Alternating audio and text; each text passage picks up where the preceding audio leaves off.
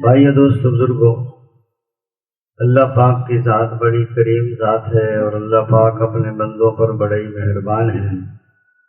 اللہ پاک نے اپنے بندوں کو کامیاب کرنے کے لیے اپنا دین عطا فرمایا ہے، اپنے احکامات نازل فرمائے ہیں، نبی کریم صلی اللہ علیہ وسلم کے طریقے عطا فرمائے۔ کامیابی کا ذریعہ اللہ پاک کا مبارک دین ہے اور دین کے زندہ ہونے کا ذریعہ نبی کریم صلی اللہ علیہ وسلم والی مبارک محنت ہے۔ تو پہلا درجہ محنت کو زندہ کرنے کا ہے۔ پہلے محنت زندہ ہوگی، پھر دین زندگیوں میں آئے گا۔ جب دین زندگیوں میں آئے گا تو دنیا آخرت میں کامیابیاں ملیں گی۔ کہ دین کے بغیر تو کامیابیاں نہیں ملتی اور دین بغیر محنت کے نہیں آتی۔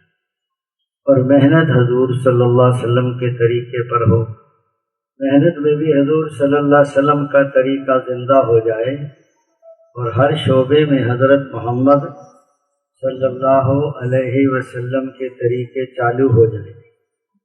کامیابی کا ذریعہ دنیا کی پھیلی ہوئی شکلیں نہیں ہیں، بلکہ آپ صلی اللہ علیہ وسلم والے اعمال ہیں۔ کامیابی نظر آتی ہے شکلوں میں اور کامیابی ہے عملوں میں، نظر آتی ہے باہر اور کامیابی ہے انسان کے اندر، نظر آتی ہے دور اور کامیابی ہے قریب۔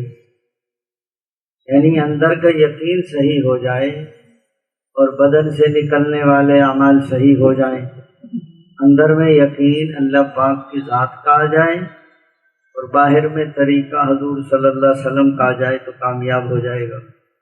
اللہ تعالیٰ نے کامیاب کرنے کے لیے باہر کی چیزوں کا محتاج نہیں بنایا۔ جب آدمی کامیابی باہر دیکھتا ہے اور دور دیکھتا ہے تو اللہ تعالیٰ اس کو قریب ہی سے ناکام کر دیتے ہیں کہ اللہ تعالیٰ تو شہرک سے بھی زیادہ قریب ہے۔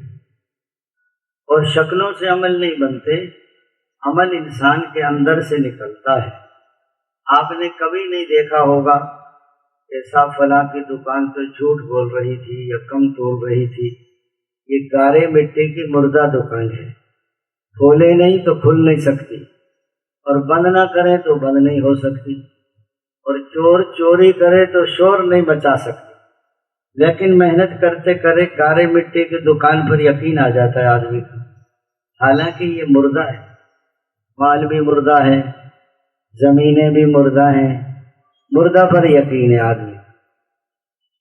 اگر بت کھڑا کر دے نا آپ کے سامنے سونے کا، اس سے مانگو، سب کہیں گے لا حول ولا قوت الا باللہ، اس شیطان کو دفع کرو۔